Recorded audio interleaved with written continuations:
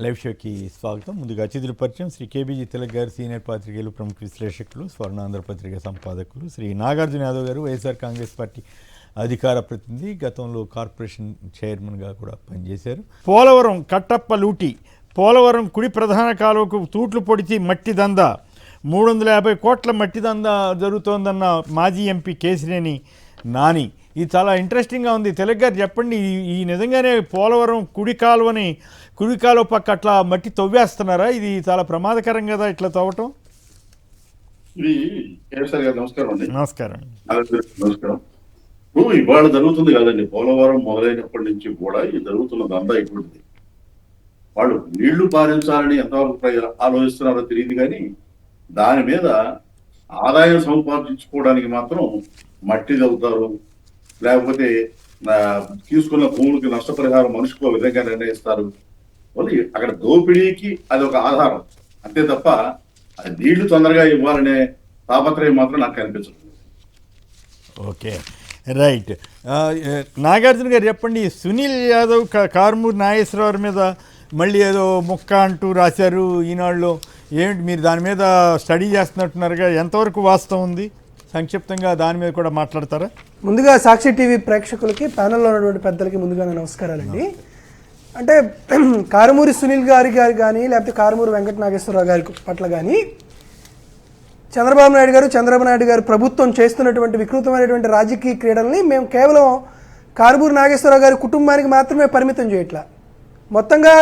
మొత్తంగా రాజకీయాల్లోకి జగన్మోహన్ రెడ్డి గారికి అండగా నిలబడుతున్నటువంటి ఒక యువకుడిని, అదేవిధంగా మొత్తంగా బీసీ సామాజిక వర్గంలో ఎదుగుతూ తనకంటూ ఒక ప్రత్యేకమైనటువంటి స్థానం కల్పించుకున్నటువంటి వ్యక్తిగా కాకుండా మొత్తం బీసీ సామాజిక వర్గం పైన జరుగుతున్నటువంటి దాడిగా వైఎస్ఆర్ కాంగ్రెస్ పార్టీ ఖచ్చితంగా చూస్తుంది. ఈ రోజుకు కూడా చాలా స్పష్టంగా మొన్న ఈ మధ్యన కూడా మేము చెప్పాం, అసలు లేని మద్యం స్కామ్ని సృష్టించి దాంట్లో ఇప్పుడు ఉన్నటువంటి సిట్టు వాళ్ళందరూ వెనకబడిపోయారు. ఇప్పుడు ఎవరు దాని మద్యం స్కామ్లో అందరూ బెయిల్ నుంచి బయటకు వచ్చిన పరిస్థితి. ఇప్పుడు మళ్ళీ ట్రాన్స్పోర్ట్ స్కామ్ అని చెప్తూ ఉంటారు. రకరకాలైనటువంటి కథనాలు వండి వార్చి ప్రతిసారి వైఎస్ఆర్ కాంగ్రెస్ పార్టీ యొక్క నైతికతను దెబ్బతీయాలనేటువంటి ప్రయత్నం చంద్రబాబు నాయుడు గారు కానీ నారా లోకేష్ కానీ చేస్తున్నారు. కాకపోతే మేము చెప్పదలుచుకుంది ఒకటే, ఏం చెప్తున్నామంటే ఎప్పటికీ 2 ఏళ్ళు అయింది. ప్రతిసారి మీరు తీసుకొస్తున్నటువంటి అంశాలు ఏంటి అని అంటే ఏదో ఒక తెలియకుండా ఏదో అద్దంలో నుంచి ఏదో ఒక పెద్ద దెయ్యం వచ్చినట్టు ఏదో ఒక సంబంధించి ఒక స్కామ్ తీసుకొస్తారు.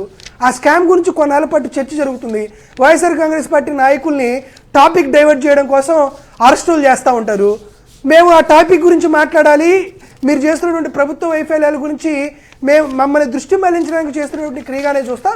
కారుమూరి సునీల్ గారు కానీ కారుమూరి నాగేశ్వరరావు కానీ రేపొద్దున మరొక నేత అయిన ఎవరైనా కానీ వైఎస్ఆర్ కాంగ్రెస్ పార్టీ ఖచ్చితంగా నైతికంగా మద్దతు తెలుపుతూనే ఒకవైపు వారు చేస్తున్నటువంటి అరెస్టుల్ని ఏ విధంగా ప్రజాస్వామ్యబద్ధంగా వ్యతిరేకిస్తున్నామో, కూటమి ప్రభుత్వం చేస్తున్నటువంటి కుటిల రాజకీయ నాయకుల్ని వారు చేయకుండా వదిలేసినటువంటి హామీల్ని అమలు చేయకుండా ఎలా వేధిస్తున్నారో కూడా 2 ప్యారలల్గా వైఎస్ఆర్ కాంగ్రెస్ పార్టీ ప్రతిపక్ష పార్టీగా ప్రోత్సహిస్తుంది. కాబట్టి ఖచ్చితంగా కారుమూరి కుటుంబం పైన చంద్రబాబు నాయుడు గారు చేస్తున్నటువంటి ఈ రాజకీయ సామాజికమైనటువంటి దాడి ముమ్మాటికి తప్పే అనేది వైఎస్ఆర్ కాంగ్రెస్ పార్టీ గట్టిగా చెప్తుంది. కాపులను ఉద్ధరించేందుకు జనసేన పెట్టలేదు. కాపులకు మేలు చేయడం మా ప్రభుత్వ లక్ష్యం కాదు. రోజు ఎంతోమంది చస్తుంటారు, అందుకని రోడ్డెక్కాల. జనసేన ఉమ్మడి గుంటూరు జిల్లా అధ్యక్షుడు గాది వెంకటేశ్వరరావు గారు ప్రకటన. అంటే ఇదేంటో మరి, ఇది మానవత్వం ఉన్న ప్రకటన కాదా అన్నది చూడాలి. నానాజీ వ్యాఖ్యలు సంస్కారహీనం. నానాజీ నోరు అదుపులో పెట్టుకో. కన్నబాబు, అట్లాగే కారుమూరి వెంకటరెడ్డి తదితరులు ఆయన చేసిన జగన్ గారి మీద చేసిన వ్యాఖ్యలపై మండిపడ్డారు. నేరస్తులు ఏ కులం వారైనా శిక్షించాల్సిందే. కాపులను పవన్ కళ్యాణ్కి దూరం చేయాలన్న కుట్రలు పారవన్న జనసేన నేత, ప్రభుత్వ విప్ కూడా బొలిశెట్టి శ్రీనివాస్ అన్నారట. కాపుల అభ్యున్నతికి చంద్రబాబు ఎంతో చేశారని సుబ్బరాయుడు గారు అంటున్నారు. మరి అదేదో చెప్తే బాగుండేది కదా.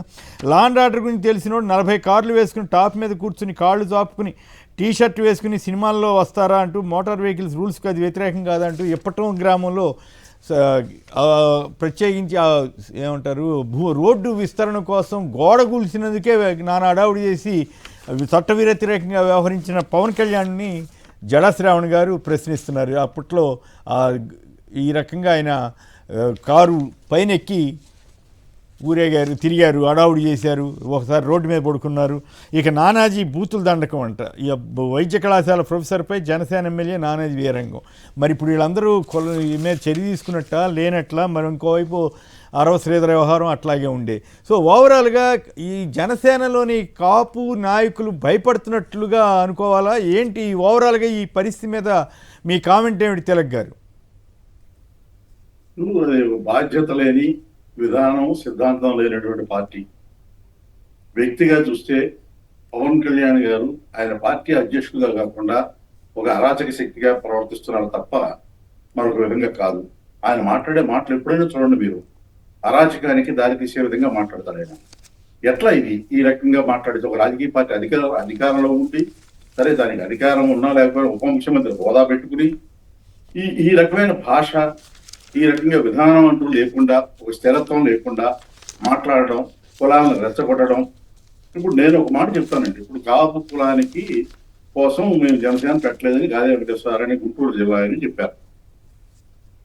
ఎవడో చచ్చిపోతే మేము చేయాలా? ఇది అరాచకమైన మాట. ఇది ఎవడో చచ్చిపోతే మేము చేయాలంటే ఏం మాట అది? మీరు ప్రభుత్వంలో ఉన్నారా లేదా సంఘం పెట్టుకున్నారా?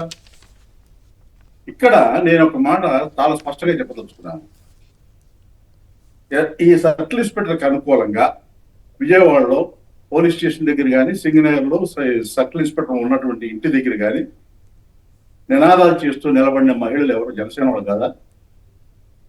ధ్యానం చేసిన వాడికి మీరు మద్దతు ఇస్తున్నారా?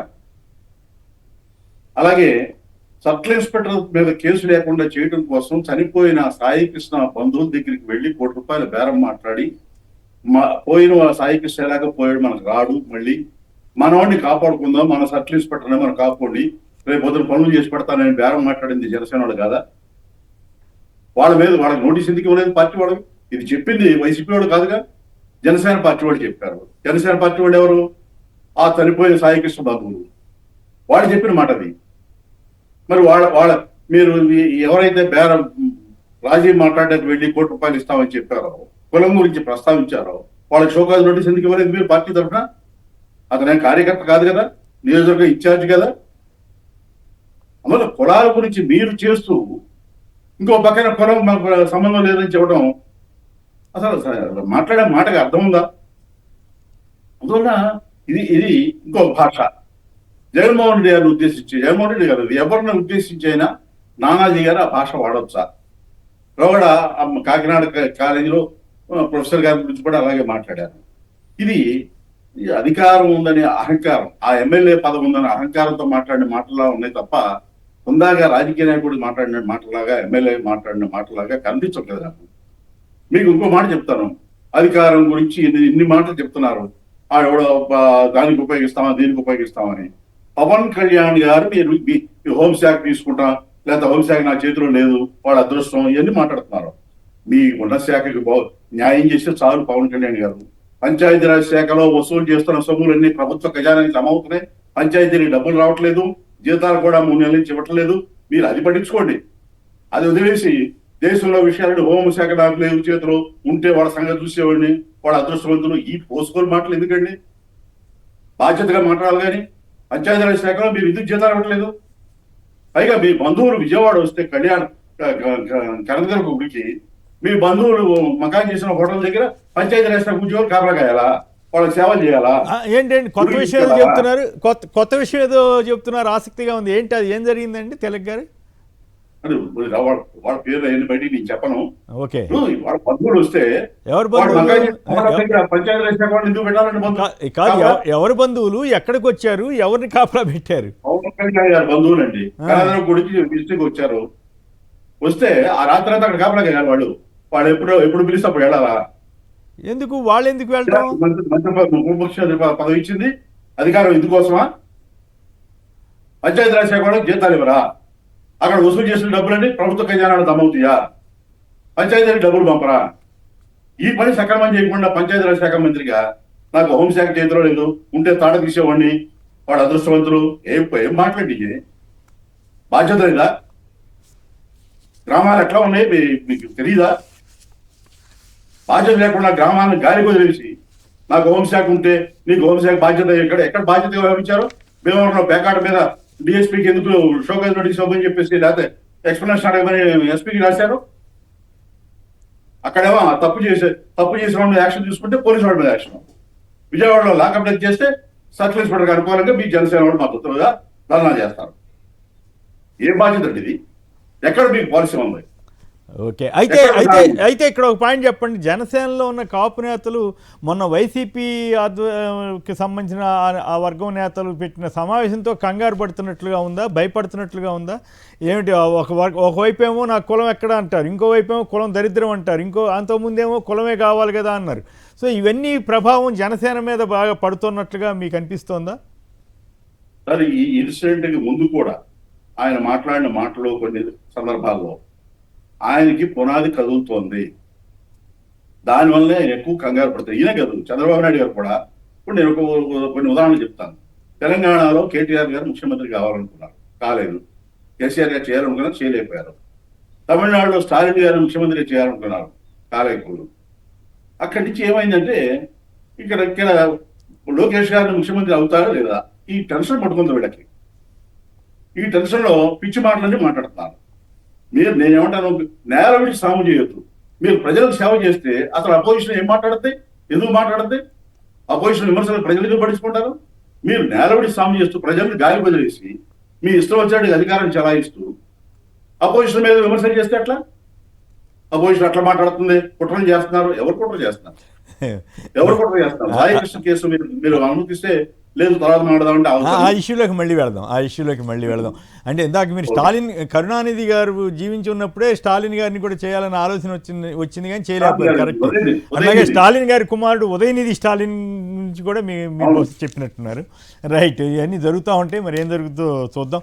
జనసేనలోని కాపు నేతల్లో గుబులు పట్టుకుందా? వాళ్ళు కాపులను ఉద్ధరించడానికి పెట్టలేదని ఒక ఆయన, నేరస్తులు అని ఇంకో ఆయన, అట్లాగే జగన్ గారు అక్కడ కాకినాడ రూరల్లో పోటీ చేయాలని ఆయన కొంచెం అభ్యంతరకరమైన వ్యాఖ్యలు చేయటం. మరి ఇవన్నీ చూస్తే మీకేమనిపిస్తుంది? ఇప్పుడు ఎవరన్నా పవన్ కళ్యాణ్ గారిని పులివెందులు చేయమని చెప్తాడు ఆయన? చెప్పరు కదా. ఎందుకు అట్లా ఆ రకంగా ఎందుకు భయపడుతున్నారా? లేకపోతే ఏమి మా అధికారం ఉందనేటువంటి దీంతో మాట్లాడుతున్నారా? ఇప్పుడు పంతం నానాజీ గారు కానీ, లేకపోతే కందుల దుర్గేష్ గారు కానీ, లేకపోతే ఎవరెవరు మాట్లాడినా కూడా వాళ్ళు ఎందుకు మాట్లాడుతున్నారు? పాపం పవన్ కళ్యాణ్ గారు మొన్న ఒక వేదిక మీద అసలు నన్ను తిడితే కూడా మీరు పట్టించుకోరా అని చెప్పి వాళ్ళ మీద ఫ్రస్ట్రేషన్ ఏర్పాటు చేసినందుకు వాళ్ళు ఈరోజు తిడుతున్నారు. ఆయనకు ఫ్రస్ట్రేషన్ ఎందుకు వచ్చింది? మన జూన్ 4వ తేదీన వైఎస్ఆర్ కాంగ్రెస్ పార్టీ రెండేళ్ల ప్రధాన ప్రతిపక్షంగా ఉంటూ 2 ఏళ్ల ప్రోగ్రెస్ రిపోర్ట్ అని చంద్రబాబు నాయుడు గారు పడిచినటువంటి వెన్నుపోటుకు సంబంధించి 175 నియోజకవర్గాల్లో ర్యాలీ నిర్వహించిన కాడి నుండి వారికి వచ్చినటువంటి ఇంటెలిజెన్స్ రిపోర్ట్లో వైఎస్ఆర్ కాంగ్రెస్ పార్టీ కార్యకర్తలు ప్రభుత్వం వచ్చినటువంటి 2 ఏళ్లలోనే పూర్తి స్థాయిలో 100% యాక్టివ్ అయ్యి జనాల ముందుకు రోడ్ల మీదకి వచ్చేసేసారు అనేటువంటి ఫ్రస్ట్రేషన్ చంద్రబాబు నాయుడు గారికి తగిలింది. ఆయన ఫ్రస్ట్రేషన్కి ఆయింట్మెంట్ పోయడానికి పవన్ కళ్యాణ్ గారు ఆ మాటలు మాట్లాడారు. పవన్ కళ్యాణ్ గారు పాపం ప్రాధేయపడి ఫ్రస్ట్రేషన్ వచ్చి చెప్పిన తర్వాత ఇక నోటికి అడుపు లేకుండా పంతం నానాజీ లాంటి వాళ్ళు, కందుల దుర్గేష్ లాంటి వాళ్ళు, చివరికి అరవ శ్రీధర్ లాంటి వాళ్ళు కూడా వచ్చి మాట్లాడుతున్నారు. వాటందరికీ మేము సమాధానం చెప్పాల్సింది ఉంది. ఏంటంటే సార్, ఇక్కడ చాలా స్పష్టంగా మీకు కొన్ని విషయాలు చెప్పాలి. వైఎస్ఆర్ కాంగ్రెస్ పార్టీ అధినేత జగన్మోహన్ రెడ్డి గారిని నోటికి అదుపు లేకుండా ఎవరైనా విమర్శిస్తే వైఎస్ఆర్ కాంగ్రెస్ పార్టీ కార్యకర్త ఊరుకోడు. అది అతనికి జీతం ఇచ్చేటువంటి ఆ కంపెనీ ఓనర్ అయినా, లేకపోతే దేశ ప్రధానమంత్రి అయినా, అమెరికా అధ్యక్షుడైనా, ఇది వైఎస్ఆర్ కాంగ్రెస్ పార్టీకి సంబంధించినటువంటి బలం. కొన్నిసార్లు ఆ బలాన్నే పవన్ కళ్యాణ్ లాంటి వాళ్ళు ఏం చేస్తారంటే టాపిక్ని డైవర్ట్ చేయాలా, ఏదో విధంగా ఇబ్బందులకు గురి చేయాలనే ఉద్దేశంతో నోటికి వచ్చినట్టు, అసలు అతనికి రాజకీయాల్లో ఏమాత్రం ఉండేటువంటి అవగాహన లేదు. ఎందుకంటే ఆయన అనంతబాబు గురించి మాట్లాడతారు. అరే, అనంతబాబు గురించి మీరు మాట్లాడితే అరవ శ్రీధర్ గారి విషయంలో మనం చేసినటువంటి శుద్ధులు ఏమైపోయినాయి అని అడుగుతామనేటువంటి స్పృహ పవన్ కళ్యాణ్ గారికి ఉండదు. ఇదే పంతం నానాజీ దళిత డాక్టర్ని, ప్రొఫెసర్ని పట్టుకొని అసలు నోటికి నేను మాట్లాడినటువంటి భాషలో తిట్టాడు. ఈ మాట మేము అడుగుతామనేటువంటి కనీస ఇంగిత జ్ఞానం కూడా పవన్ కళ్యాణ్ గారికి ఉండదు. అసలు నోటికి ఏదొస్తే అది మాట్లాడతాడు. ముందు వచ్చినటువంటి మాటకి తర్వాత వచ్చిన మాటకి ఏమాత్రం పొంతన ఉండేటువంటి పరిస్థితి ఉండదు. కొన్నిసార్లు ఏమంటాడు, నాకు కులం ఉందా, నాకు మతం ఉందా, నాకు ప్రాంతం ఉందా అని అంటాడు. సడన్గా మంచి ఐఆమ్ అన్అపాలజెటిక్ సనాతన హిందూ అని అంటాడు. అసలు ఎందుకు జుట్టెగరేస్తాడో, ఎందుకు మెడగిక్కుంటాడో, ఎందుకు కాళ్ళని భూమాతకు తన్నుతాడో, ఎందుకు చొక్కా చించుకుంటాడో, అసలుకి అతను రాజకీయాల్లో ఏమాత్రం ఉండకూడనటువంటి వ్యక్తి ఎవరైనా ఉన్నారంటే ఈ రాష్ట్రంలో పవన్ కళ్యాణ్ అనేటువంటి వ్యక్తి. ఈ మధ్య మరీ ఫ్రస్ట్రేషన్ ఎక్కువైంది. మీరు ఇందాక ఇప్పటం అనేటువంటి గ్రామం గురించి మీరు మాట్లాడారు కాబట్టి ఒక్క విషయాన్ని ఆంధ్రప్రదేశ్ రాష్ట్ర ప్రజలకు తెలియజేయాలనేటువంటి ఉద్దేశంతో ఒక్క విషయాన్ని చెప్తాను సార్. నిజంగా మామూలుగా సిగరెట్ ప్యాకెట్ మీద రాస్తారు కదా ధూమపానం ఆరోగ్యానికి హానికరం అని, పవన్ కళ్యాణ్ అనే వ్యక్తి ఆంధ్రప్రదేశ్ రాష్ట్రానికి హానికరం అని ఒక బోర్డు రాయాలి సార్. ఎందుకు చెప్తానంటే ఇప్పటం గ్రామ పంచాయతీ 2006, 2013 2 సార్లు కూడా వాళ్ళు ఏకగ్రీవంగా రాజకీయ పార్టీలకు అతీతంగా గ్రామ పంచాయతీ సర్పంచ్ని ఎన్నుకున్నారు. దీని ద్వారా ఏదో పంచాయతీ సర్పంచ్లు ఏదైనా జరిగితే ఏకగ్రీవం అయితే రాష్ట్ర ప్రభుత్వం నుండి కాస్త ఎందుకో రాయితీలు లాంటివి వస్తాయి కాబట్టి ఆ డబ్బులతో వాళ్ళు ఒక కళ్యాణ మండపం కట్టుకున్నారు సార్. ఎంత ఆశ్చర్యమో చూడండి. కళ్యాణ మండపం కట్టుకొని దానికి సార్ గౌతు లచ్చన్న కళ్యాణ వేదిక అని పెట్టారు సార్. ఎందుకంటే అక్కడ మా గౌండ్ల బిడ్డలు చాలా ఎక్కువ మంది ఉన్నారు కాబట్టి వాళ్ళ పేరు పెట్టుకున్నారు. తర్వాత రజక సామాజిక వర్గం ఎక్కువ ఉందని చెప్పి కింద భోజనం చేసేటువంటి భోజనశాలకి చాకలి ఐలమ్మ భోజనశాల అని పెట్టుకున్నారు సార్. తర్వాత బయట కాస్త ఓపెన్ ఏరియా స్టేజ్ ఉంటుంది. ఆ ఓపెన్ ఏరియా స్టేజ్కి వంగవీటి మోహన్ రంగా ఓపెన్ స్టేడియం అని పెట్టుకున్నారు సార్. మొత్తానికి కళ్యాణ మండపానికి వైఎస్ రాజశేఖర రెడ్డి గారి కళ్యాణ మండపాన్ని పెట్టుకున్నారు. ఇది ఇప్పటం గ్రామానికి సంబంధించినంత వరకు మనం 2021, 22 దాకా మనం చూసినటువంటి వాతావరణం. వరుసగా 3 సార్లు గ్రామ పంచాయతీ సర్పంచ్ ఏకగ్రీవం చేసుకున్నారు. కానీ దానికి పవన్ కళ్యాణ్ అనేటువంటి కుల వైరస్ దూకింది. ఈ కుల వైరస్ దూకిన తర్వాత అక్కడ 6 అడుగులు 12 అడుగుల రోడ్డుని 60 అడుగుల రోడ్డు చేసి డివైడర్ పెట్టి సెంట్రల్ లైటింగ్ పెట్టినప్పుడు దాంట్లో కొన్ని ఇల్లు అంటే ప్రభుత్వ స్థలాన్ని ఆక్రమించుకున్నటువంటి కొన్ని ఇల్లు కూలిపోయింది. దానికి 50,000, 60,000 రూపాయల ప్రభుత్వం ప్రత్యామ్నాయంగా డబ్బులు కూడా పరిహారం ఇచ్చింది. అది వేరే సంగతి. ఈ పవన్ కళ్యాణ్ అనేటువంటి వైరస్ ఆ గ్రామానికి ప్రహరీ గోడలు ఆ పవన్ కళ్యాణ్ వైరస్ అనేది ఆ గ్రామానికి తగలగానే సార్ మీరు ఆశ్చర్యం 2024 ఎన్నికల ఫలితాలు వెలువడిన తర్వాత చాకలి ఐలమ్మ విగ్రహాన్ని, వైఎస్ రాజశేఖర రెడ్డి గారి విగ్రహాన్ని, గౌతు లచ్చన్న గారికి సంబంధించినటువంటి ఆడిటోరియం పేరుని మొత్తాన్ని కూడా తుడిచేసి, మోహన్ రంగా గారి మొత్తాన్ని కూడా తుడిచేసి ఆ విగ్రహాలు పగలగొట్టి ఆ ఇప్పటం గ్రామంలో అన్నదమ్ముల్లాగా అక్కా చెల్లెల్లాగా కలిసి ఉన్నటువంటి సామాజిక వర్గాల మధ్య విషబీజాలు నాటినటువంటి వైరస్ సార్ పవన్ కళ్యాణ్. అటువంటి వ్యక్తి గురించి మనం మాట్లాడాల్సి వస్తుంది. నిజంగా నేను వెళ్ళాను ఇప్పటం గ్రామంకి. కావాలంటే ఇప్పుడు కూడా మీరు అలాంటి ఆ విగ్రహాలన్నీ పాల్గొట్టుంటాయి. మళ్ళీ రేపు ఏదో మా ప్రభుత్వం వచ్చిన తర్వాత అక్కడ ఉన్నటువంటి సామాజిక అంశాలు మళ్ళీ స్పృశించి మళ్ళీ ఏదో దాడులు చేయాలంటే పుసిగొలిపేటువంటి కార్యక్రమం చేస్తున్నారు. కాబట్టి ఇప్పటం గ్రామం యొక్క ఔన్నత్యం అనేది ఈ రాష్ట్ర ప్రజలకు తెలియాలి. కాబట్టి పవన్ కళ్యాణ్ ఇది రాష్ట్రానికి ఎంత ప్రమాదకరమో చెప్పాలి. కాబట్టి ఈ విషయాలు మీకు తెలియజేస్తున్నా. ఎందుకు పవన్ కళ్యాణ్ గారికి అంత ఫ్రస్ట్రేషన్ వస్తుంది? ఆయన ప్రశ్నించడానికి పార్టీ పెట్టాడు. మేము చాలా చిన్న ప్రశ్నలు అడుగుతున్నాం, చాలా చిన్న ప్రశ్నలు. ఏమిడిగాం? గాజా సాయి కృష్ణని పోలీసులు కస్టడీలోకి తీసుకున్నారా లేదా? ఎందుకు ఫ్రస్ట్రేషన్ అవుతున్నారు చెప్పండి. తీసుకున్నారా లేదా? ఒకవేళ గాజా సాయి కృష్ణ గారు బతికే ఉన్నారా లేదా? బతికుంటే చూపించండి. అసలుకి కృష్ణలంక పోలీస్ స్టేషన్కి సంబంధించినటువంటి సీసీ ఫుటేజ్ ఏది ఉంటే పత్రికాధికారులకు ఇచ్చేసేయండి. ఇప్పుడు కృష్ణలంకకి సంబంధించి జనరల్ డైరీ ఏది, కేసు డైరీలు ఏవి, అతను బతికున్నాడా లేదా ఉంటే ఎక్కడికి తీసుకొస్తారు? చిన్నయే కదా. పవన్ కళ్యాణ్ స్థాయి లాంటి డిప్యూటీ సీఎం స్థాయిలో ఉన్నటువంటి వ్యక్తి ఒక సర్కిల్ ఇన్స్పెక్టర్ని పక్కన సిఐ నాగరాజు గారిని పక్కన కూర్చోబెట్టి వైఎస్ఆర్ కాంగ్రెస్ పార్టీ కుల రాజకీయం చేస్తుంది, లేకపోతే వైఎస్ఆర్ కాంగ్రెస్ పార్టీ ఒక దానికి సంబంధించినటువంటి అంశంలో ఇటువంటి రాజకీయ ప్రేరేతమైనటువంటి చర్యలు పూనుకొట్టింది. సిఐ నాగరాజు గారు నా పక్కన కూర్చోండి, వారు అడిగిన దానికి టక సమాధానం చెప్పండి అని వైఎస్ఆర్ కాంగ్రెస్ పార్టీకి సమాధానాలు మా మొహం మీద కొట్టొచ్చు కదా. ఎందుకు పవన్ కళ్యాణ్కి అడుగుతుంటే ఫ్రస్ట్రేషన్ వచ్చింది?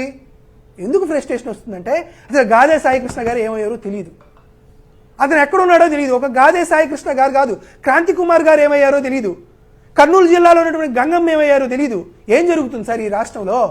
ఏం జరుగుతుందంటే నారా లోకేష్ గారు, నారా చంద్రబాబు నాయుడు గారు, వీరందరూ, పవన్ కళ్యాణ్ గారు, వీరందరూ రెడ్ బుక్ రాజ్యాంగం తీసుకొచ్చి పోలీసుల్ని ప్రైవేట్ సైన్యంగా వాయించి వైఎస్ఆర్ కాంగ్రెస్ పార్టీ కార్యకర్తలను రాజకీయంగా, సామాజికంగా, ఆర్థికంగా వేధించడానికి పోలీసుల్ని చట్టాలను అతిక్రమించి కూడా చర్యలు చేయమని చెబితే పోలీసులు కూడా వారి సొంత అవసరాల కోసం, రాజకీయ నాయకుల యొక్క వ్యక్తిగత అవసరాల కోసం చట్టాన్ని చేతిలో తీసుకొని చేస్తున్నటువంటి దారుణమైనటువంటి దౌర్జన్యకాండలకు ఉదాహరణగా ఈ మొత్తం ప్రక్రియ కనపడుతుంది. ఇప్పుడు కూడా చెప్తున్నారు ఏదో జగ్గయ్యపేటలో ఉండేటువంటి కేసు డీలు ఒక 25 కోట్లు 30 కోట్లకు సంబంధించినటువంటి ల్యాండ్ డీల్ దీని వెనక ఉందని విజయవాడకి సమీపంలో చుట్టుపక్కల ప్రాంతాల్లో కూడా మాట్లాడుకున్నారు.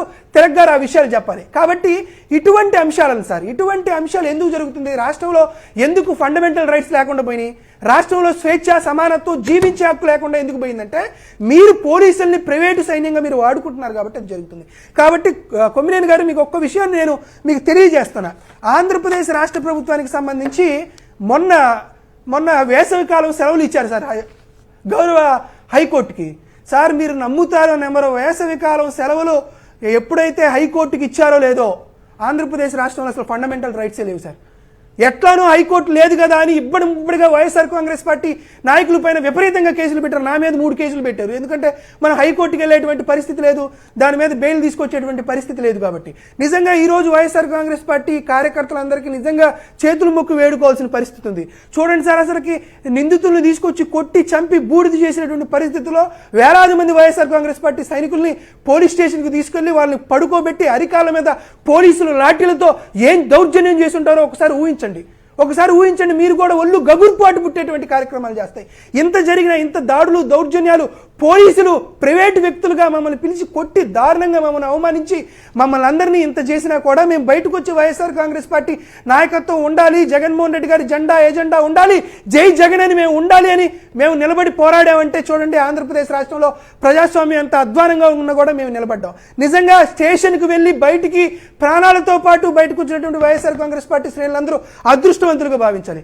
కాబట్టి మేము హైకోర్టు వారికి కూడా నేను విజ్ఞప్తి చేస్తున్నా, ఆంధ్రప్రదేశ్ రాష్ట్రం కాదు భారతదేశంలో బ్రిటిష్ వారు వచ్చినప్పుడు 1861లో ఇండియన్ పోలీస్ యాక్ట్ అనేది తీసుకొచ్చి ఎవరైతే స్వతంత్రం కావాలో వాళ్ళందరినీ పోలీస్ స్టేషన్లో కూర్చోబెట్టి 3rd డిగ్రీ స్టేట్మెంట్ ఇచ్చారు. 1861లో బ్రిటిష్ ప్రభుత్వానికి ఉన్నటువంటి ఈ పోలీసు పిచ్ అనేది ఈరోజు చంద్రబాబు నాయుడు గారి ప్రభుత్వానికి కూడా పట్టుకుంది. కాబట్టి ఈ రోజు కూడా నేను గౌరవ హైకోర్టు వారికి నేను చెప్తున్నా, సరే గాదే సాయి కృష్ణ గారికి ఏం జరిగింది, దానికి సంబంధించిన అంశాలు విజయవాడలో పలు రకాలుగా మాట్లాడుకుంటున్నారు. ఎందుకు సిఐ నాగరాజు గారిని అరెస్ట్ చేయలేదు, అరెస్ట్ చేయకుండా ఆయనకి ఎందుకు టైం ఇచ్చారు, ఆయన ఏమేమి సమీకరించాలి, సేకరించుకోవాలనుకుంటున్నారు, ఏ విధంగా ఈ కేసును బుల్డోజ్ చేయాలనుకునే వాటికి నేను వెళ్ళను. కాబట్టి స్పష్టంగా నేను అడుగుతున్నామంటే కస్టోడియల్ హత్యకు సంబంధించి భారతదేశంలో 3 రకాలైనటువంటి తీర్పులు చారిత్రాత్మకమైనవి. ఒకటి మధురా కేసు, మరొకటి రాజన్ కేసు, మొన్న జరిగినటువంటి జయరాజ్ కేసు. దయచేసి హైకోర్టు ప్రధాన న్యాయమూర్తి గారికి మరొకసారి విజ్ఞప్తి చేస్తున్నా, గాదే సాయి కృష్ణ గారు మంచివాడా చెడ్డవాడా అనేది వైఎస్ఆర్ కాంగ్రెస్ పార్టీ అడగట్లా, అతను క్రిమినలా కాదా అనేది వైఎస్ఆర్ కాంగ్రెస్ పార్టీ అడగట్లా, అతను రౌడీ షీటరా కాదా అనేది వైఎస్ఆర్ కాంగ్రెస్ పార్టీ అడగట్లా. ప్రజాస్వామ్యబద్ధంగా మేము అడుగుతుంది ఒకటే, గాదే సాయి కృష్ణ కస్టోడియల్ హత్య అనేటువంటి అంశం భారతదేశంలో ఉండేటువంటి హైకోర్టు ఇచ్చేటువంటి చారిత్రాత్మక తీర్పుకి ఒక మైలురాయిగా నిలబడాలి. ఇంకా ఏ వ్యక్తినైనా సరే అతను క్రిమినలా లేకపోతే అతని మీద ఆరోపణలు ఉన్నాయా, అతను నిందితుడా అనేది అంశం ఏదైనా కానీ ప్రజలకి ఫండమెంటల్ రైట్ ఉండాలి అనేటువంటి ఒక చారిత్రాత్మకమైనటువంటి తీర్పు హైకోర్టు న్యాయమూర్తి వాళ్ళు ఇవ్వాలి.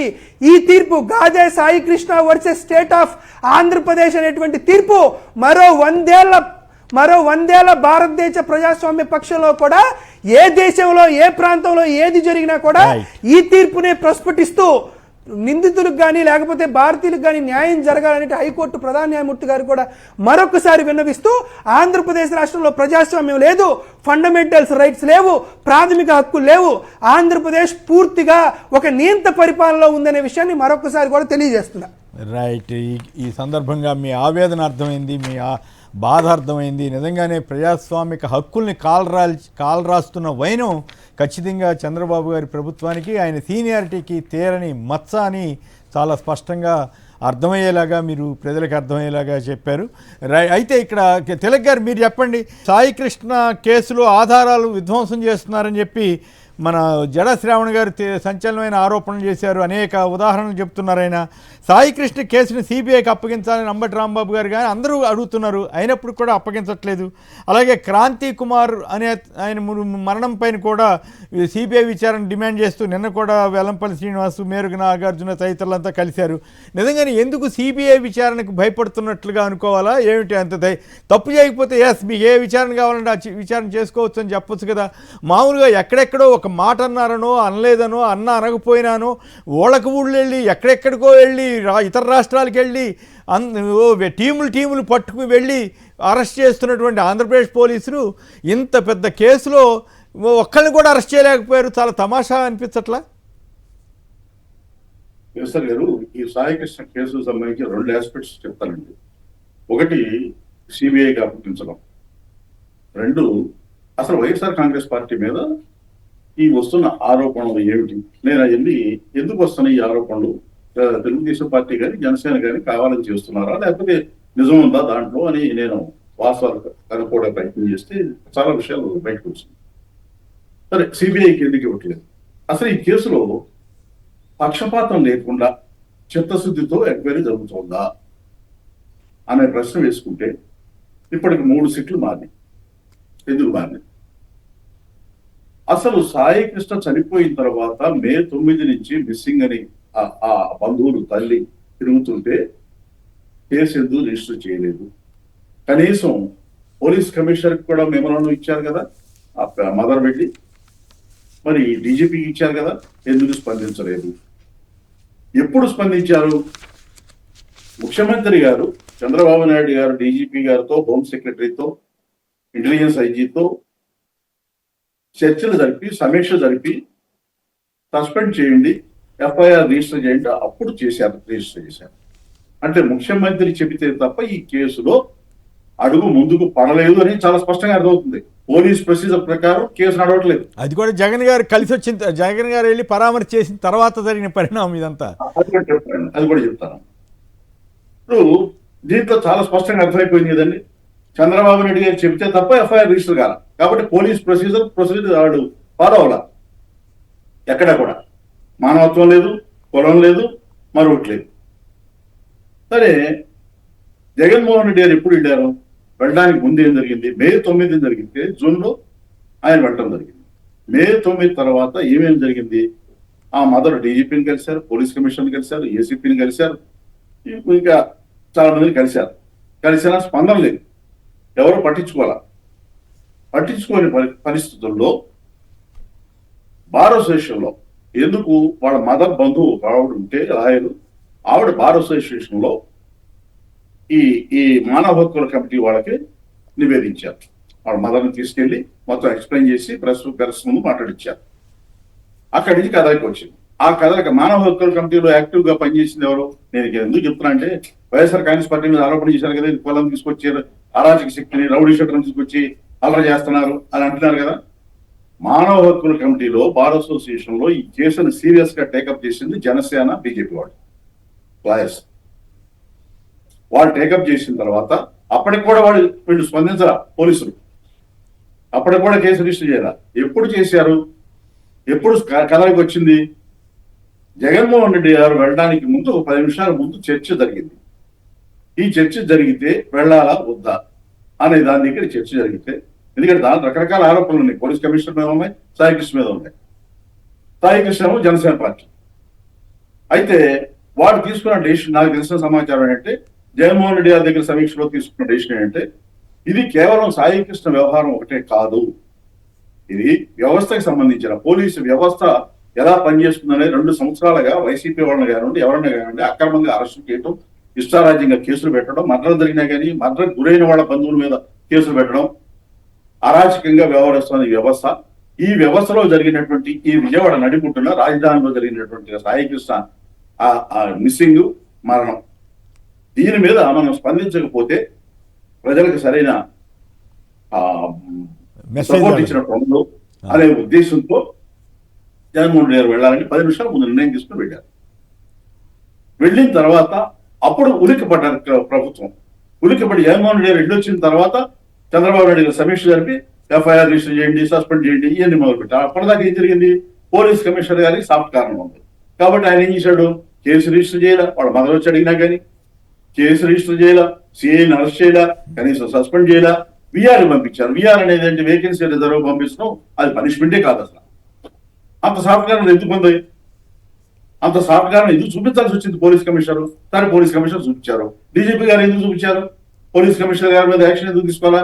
ఆయన ఎందుకు అడగలేదు? ఎక్స్ప్లెనేషన్ అడగలేదు? పోలే డీజీపీ గారు తీసుకోలేదు. మరి చంద్రబాబు నాయుడు ఎందుకు యాక్షన్ తీసుకోలేదు వీళ్ళ మీద? కనీసం ఎందుకు బంధరించలేదు, కేసు రిజిస్టర్ చేయమని అప్పుడు ఎందుకు చెప్పలా? జగన్మోహన్ రెడ్డి గారు చెప్పిన తర్వాత ఎందుకు చేశారు అని అంటే, ఇది జగన్మోహన్ రెడ్డి గారు ఎంటర్ అయిన తర్వాత రాష్ట్ర వ్యాప్తంగా ఇది ఒక సెన్సేషన్ అయిపోయింది. సో ఇది మనకి చుట్టుకుంటది. ఎందుకంటే పోలీస్ కమిషనర్ స్పందించలేదు, డీజీపీ స్పందించలేదు, హోమ్ మినిస్టర్ స్పందించలేదు.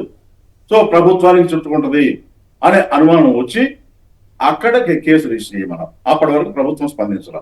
ప్రభుత్వానికి చిత్తశుద్ధి ఉంటే మరి ఈ కేసులో స్పందించారు. మరి ఆయన ఇంకొక ఆయన ఆత్మహత్య చేసుకున్నాడు కదా, అదే పోలీస్ స్టేషన్ సంబంధించి వేధింపులకి. ఆ కేసులో ఎందుకు స్పందించలేదు? ఆ కేసులో ఎందుకు పిలిపించలేదు? దాని మీద సీరియస్ యాక్షన్ లేదు, ఎందుకు లేదు? సిట్ ఎందుకు లేదు? అంటే ప్రభుత్వం ఏ రకంగా ప్రవర్తిస్తోంది అనేది ఇక్కడ అర్థమవుతుంది. ఇంకొక మాట ఏంటి, సిబిఐకి ఎందుకు ఇవ్వాలి? ఇక్కడ రాష్ట్ర పోలీసుల మీద రాష్ట్ర పోలీసులే మొట్టమొదట వేసిన సిట్ పోలీస్ కమిషనర్ వేసిన ఎంక్వైరీకి ఎవరిని వేశారు? సిఐ నాగరాజు ఫ్రెండ్ దుర్గారావు అనే ఏసీపీని.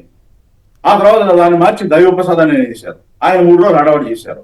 3 రోజుల హడావడిలో శ్మశానానికి వెళ్ళి ఆ శ్మశానంలో విధులు నిర్వహించే భాషా నేతల్ని కంట్రోల్లో తీసుకుని ఆ రికార్డు స్వాధీనం చేసుకుంటారు. అసలు కంప్లైంట్ ఎవరు ఈ కేసులో?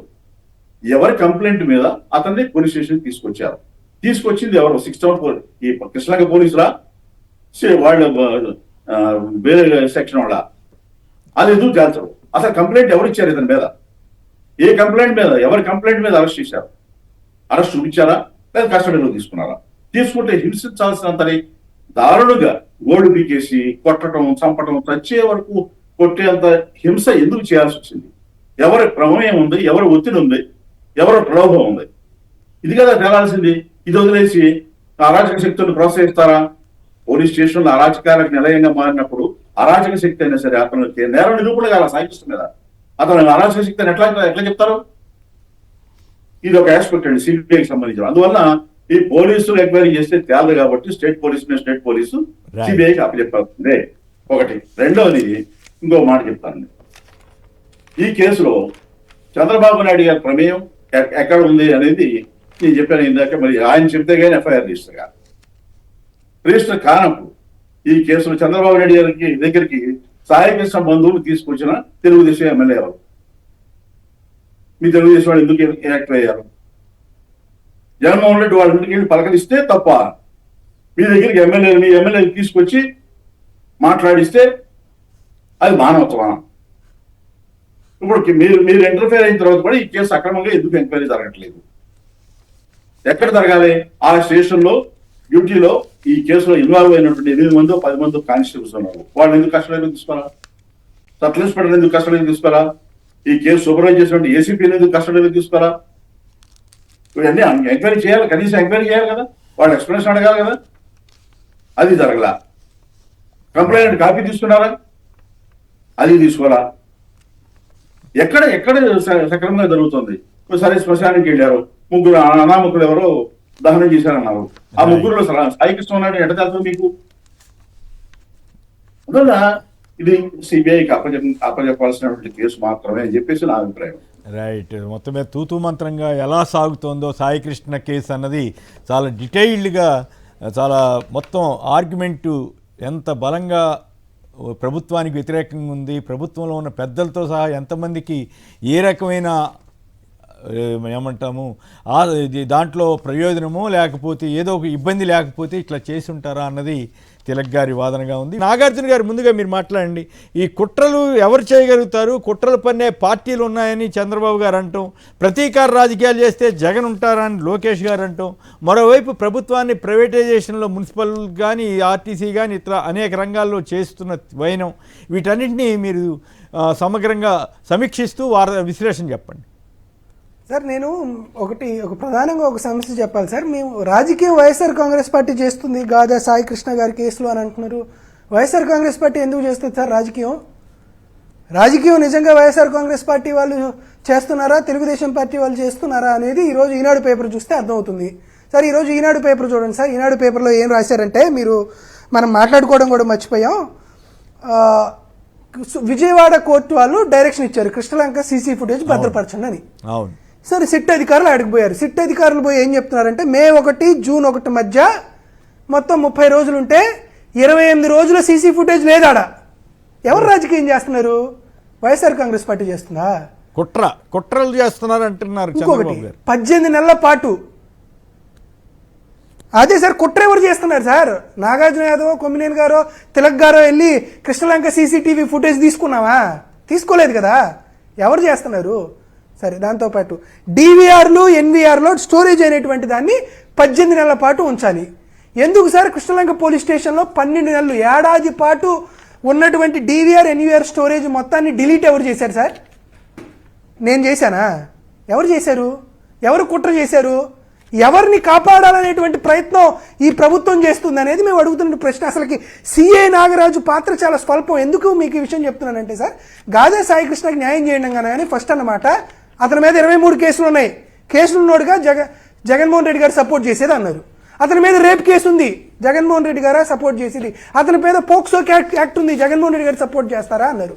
అయినా మాకు ఇది భారతీయుల యొక్క స్వేచ్ఛ, స్వతంత్రత, సమానత్వం, జీవించే హక్కు. ఇదేమి చిన్న నాగార్జున యాదవ్నో కొమ్మినేని గారినో అరెస్ట్ చేసి జైలుకు పంపించి రిమాండ్ చేసేటువంటి చిన్న కేసు కాదు. అసలు భారతదేశంలో ప్రజలు, పౌరులు బతకాలా లేదా అనేటువంటి పెద్ద కేసు, ఏదో చిన్న చిన్న కేసు కాదు. అంతా అయిపోయింది.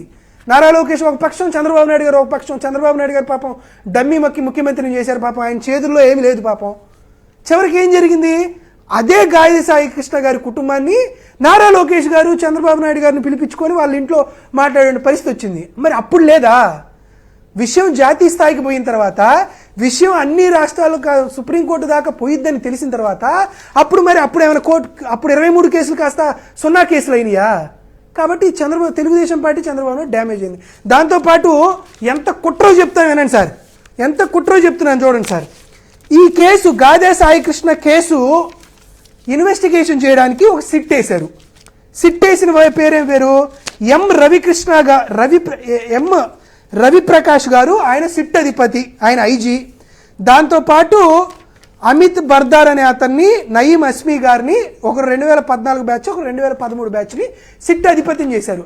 ఎంత దుర్మార్గం అంటే సార్, ఈ ప్రభుత్వం ఎంత కుట్ర చేస్తుందంటే, సిట్ ఏర్పాటు చేసి, అంటే మద్యం పేరు మీద సిట్ ఏర్పాటు చేసి వైఎస్ఆర్ కాంగ్రెస్ పార్టీ వాళ్ళని వేధించి తిన్నటువంటి ఈయన్ని, ఎవరిని, రాజశేఖర్ బాబు గారిని కాపాడాలని విజయవాడ సిపి రాజశేఖర్ బాబు 2006 బ్యాచ్ ఐపీఎస్ బ్యాచ్, అదే 2006 ఐపీఎస్ బ్యాచ్ ఇద్దరు కలిసి ఆ ముస్సోరీలోనో లేకపోతే సర్దార్ వల్లభాయ్ పటేల్ పోలీస్ అకాడమీలోనో ఎక్కడైతే ట్రైనింగ్ తీసుకున్నారో అదే బ్యాచ్కి సంబంధించి రవిప్రకాష్ గారిని సిట్ అధిపతిని చేస్తారు. పాపం ఇద్దరు ఫ్రెండ్స్. ఈ రవిప్రకాష్ గారు ఐపీఎస్ గారు, ఈ రాజశేఖర్ బాబు గారు ఇద్దరు ఫ్రెండ్స్. 2006లోనే వీళ్ళు ఐపీఎస్ అయ్యారు. ఇద్దరు ముస్సోరీలోనో సర్దార్ వల్లభాయ్ పటేల్ స్టేట్లో కలిసి ట్రైనింగ్ ఇచ్చుకొని, కలిసి భారత్ యాత్ర చేసి, కలిసి ఆంధ్రప్రదేశ్ క్యాడర్ వచ్చి, కలిసి లిస్టులో కూడా ఆయన 12వ పేరు ఉంటే, ఎంత పేరు? 12వ పేరు రవిప్రకాష్ గారు 1973లో పుట్టిన ఆయన, ఎస్వి రాజశేఖర్ బాబు 1970, ఇద్దరు ఏపీ క్యాడరు 2006 బ్యాచ్లో ఉండి సెంట్రల్ పోలీస్ ఎస్టాబ్లిష్మెంట్ బోర్డులో పక్క హాల్ టికెట్ నెంబర్లు వెళ్ళయి. వీళ్ళిద్దరంట టాస్క్ ఫోర్స్ కమిటీ హెడ్గా ఉండి మార్కాపురం నుండి గాదే సాయికృష్ణని దొంగతనంగా తీసుకొని వచ్చి కస్టడీ హత్య జరిగి ఆరోపణలు ఎదుర్కొన్నటువంటి సిపి రాజశేఖర్ బాబు గారినంట ఈ రవిప్రకాష్ గారు విచారణ చేస్తారంట. ఆయన స్నేహితుడిని ఈయనే విచారణ చేసి గాదే సాయికృష్ణ గారికి జరిగినటువంటి అన్యాయాన్ని ఈ ఇద్దరు స్నేహితులు, ఇద్దరు మిత్రులు మాకు చెప్తారంట. భారతదేశంలో మేమందరూ వినాలంట. బాగానే చేయండి సార్. ఇంకా ఇది కుట్ర ఎవరిది సార్? ఇది కుట్ర మీ చేతుల్లో ఉండకూడదు. సిబిఐ ఎంక్వైరీ కావాలని ఎందుకుంటున్నా?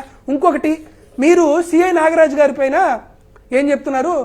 హత్యాయత్నం కేసు రిజిస్టర్ చేశారన్నారు. అంటే మీ అంచనా ఏంటి? గాదే సాయికృష్ణ అనే వ్యక్తి చనిపోయాడు, కస్టడీ హత్య జరిగిందని ధృవీకరించుకుంటున్నారు, అంతే కదా? ఇది కరెక్ట్ కదా మీరు చెప్తుంది? హత్య కేసే పెట్టారా? సరే, హత్యాయత్నం హత్య కేసే అంటే గాదే సాయికృష్ణ కస్టోడియల్ హత్య జరిగిందని చంద్రబాబు నాయుడు గారి ప్రభుత్వం గుర్తించినట్టే కదా. అయితే మిమ్మల్ని అడుగుతున్నటువంటి ప్రశ్న ఏంది?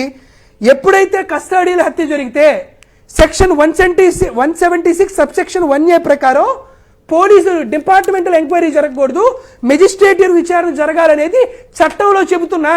సిపి రాజశేఖర్ బాబు గారిని కాపాడాలనేటువంటి ఏ ఉద్దేశంతో మీరు రవిప్రకాష్ గారిని కొత్త క్యారెక్టర్ను తీసుకొచ్చారు? అసలుకి సిట్ ఏర్పాటు చేయాల్సినటువంటి అవసరం ఏంది? కాబట్టి నేను గౌరవ హైకోర్టు న్యాయస్థానాన్ని చెప్తున్నా, సార్ మీరు తీసుకోటువంటి నిర్ణయం ఆంధ్రప్రదేశ్ రాష్ట్రంలో ఉన్నటువంటి పౌరుల యొక్క సామాజిక, ఆర్థిక, రాజకీయ, సాంఘిక, సాంస్కృతిక జీవితం మీద పెనుమార్పు రాబోతుంది. ఈ రాష్ట్రంలో మేము బతుకుతామా లేదా అనేటువంటి తీర్పు మీరే ఇవ్వాలి. కాబట్టి ఒక్కటి చెప్తున్నాను సార్, మేము ఒక్కటికి చెప్తున్నా, కొంచెం లేట్ తీసుకున్నా కూడా ఒకటి చెప్తున్నాను సార్.